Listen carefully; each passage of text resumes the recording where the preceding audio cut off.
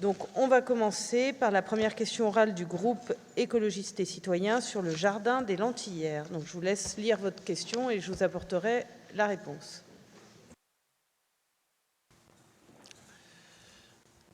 Madame la maire, depuis de nombreuses années, les activités nourricières et de vivre ensemble du jardin des Lentillères sont au cœur de l'actualité dijonnaise. Si depuis plus d'une dizaine d'années, les écologistes proposent une convention d'occupation afin de faire prospérer les activités d'un commun accord avec la mairie, entre la mairie et le collectif, à ce jour, il reste encore du chemin à faire. Depuis 3 ans, l'exécutif municipal a entamé un dialogue avec le collectif sans pour autant voir émerger une solution viable satisfaisant les différentes parties prenantes, la mairie, le collectif qui anime le lieu et les habitants et habitantes du quartier.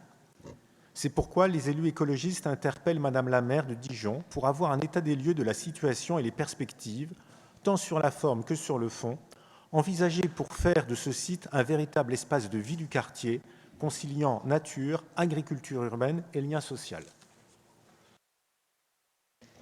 Eh bien, vous voyez, ça fait plus d'une dizaine d'années voilà, que vous essayez. Puis moi, ça fait moins d'1 an que je suis maire et j'avance. Donc, je vais vous apporter ma réponse. Donc, le site des Lentillères regroupe une zone d'environ 7 hectares et quelques au sein de l'écoquartier des Maraîchers. Ce site est occupé illégalement par le collectif des Lentillères depuis maintenant 15 ans. Alors, effectivement, il y a plusieurs activités qui sont multipliées, mais quoi qu'il arrive, c'est une occupation sans droit ni titre, donc illégale. Depuis 2023, donc, la ville a initié des actions fortes. Il y a eu tout d'abord l'achat des terrains en juin 2023 à la SPLAD et à l'EPLFL avec une vocation plutôt agricole et de préservation de la biodiversité sur 7 hectares et un projet d'aménagement sur une bande de 1,14 hectares jouxtant le Mail-Guinemer et faisant la liaison dans l'écoquartier.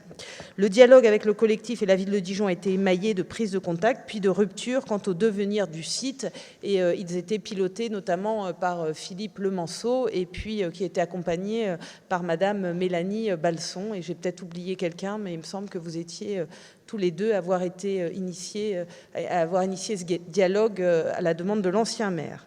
J'ai moi-même, donc quand je suis devenue maire, rencontré les représentants du collectif des Lentillères le 3 avril 2025. Je pense que c'était la première fois qu'ils rencontraient maire de Dijon, en tout cas en rendez-vous, afin d'engager un dialogue sur le devenir du site avec des engagements et 4 conditions à la continuité du dialogue. Puisque moi, à un moment, j'ai donné mes conditions pour continuer un dialogue ou pas.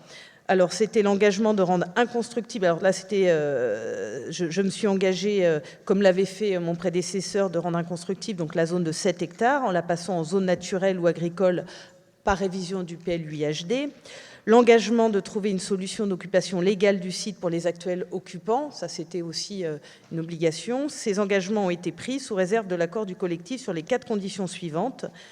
Mise aux normes des habitations et des branchements suite au premier diagnostic réalisé par la ville et au regard des risques détectés au cours de l'incendie de janvier 2025. Mise en place d'une gouvernance permettant d'avoir un interlocuteur, ouverture des espaces au public et liberté de circulation et renonciation à l'occupation de la bande des 1,14 hectares qui permettent d'engager un projet d'aménagement et de construction. En gros, je leur ai dit, voilà, maintenant vous occupez illégalement, ça suffit. À un moment, il faut que ça s'arrête. Il y a eu un incendie dramatique qui s'est déroulé, qui aurait pu être très grave.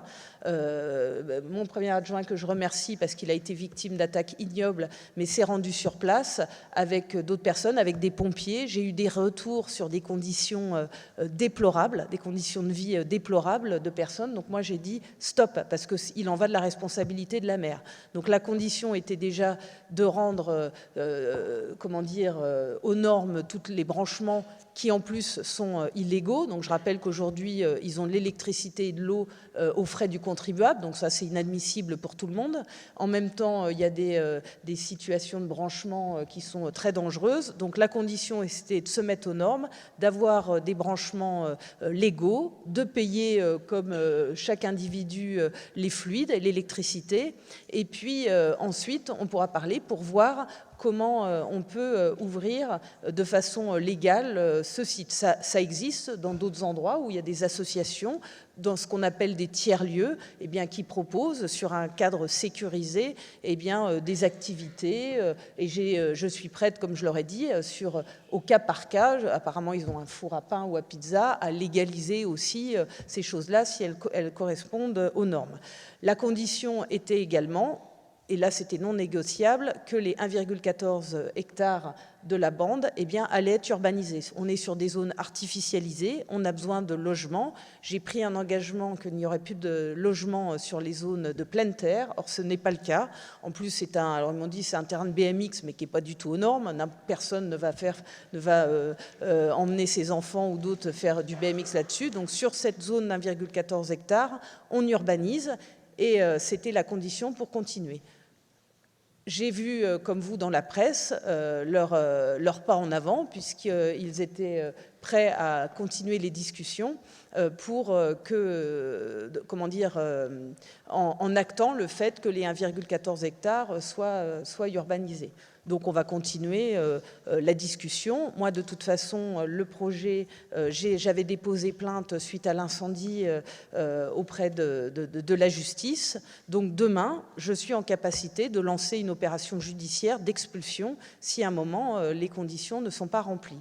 Donc les conditions, c'est on urbanise la bande de 1,14 hectares en concertation avec les habitants de l'écoquartier des Maraîchers. Je leur dois d'abord des comptes plutôt qu'à ceux qui occupent illégalement un terrain depuis 15 ans et qui vivent aux frais du contribuable en se branchant sur des branchements illégaux d'électricité. Donc les 1,14 qui seront urbanisés, bien sûr, ce sera en concertation avec les habitants, mais d'abord ceux de l'écoquartier. Et puis ensuite, on travaille avec eux.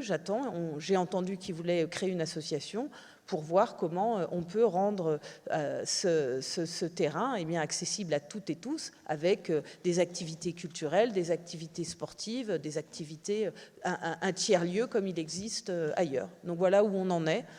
J'ai vu, alors je regrette que finalement on se parle par presse interposée. Moi, je les ai rencontrés, j'ai pas voulu faire de la politique là-dessus, j'ai pas tout de suite appelé les médias pour dire regardez, etc. J'ai voulu faire un accord. Bon. En tout cas, ils sont exprimés dans la presse, ils ont donné leur volonté de continuer à avancer. Donc pour l'instant, je ne porterai pas plainte comme ça a été dit au mois d'octobre, mais on doit avancer. Donc monsieur Lemanceau a pris rendez-vous à nouveau avec eux pour avancer, parce qu'à un moment, ça suffit, il faut aussi trancher. On ne sait jamais qui s'appelle comment, les prénoms, etc. Donc il faut être sérieux aussi. Donc voilà où on en est.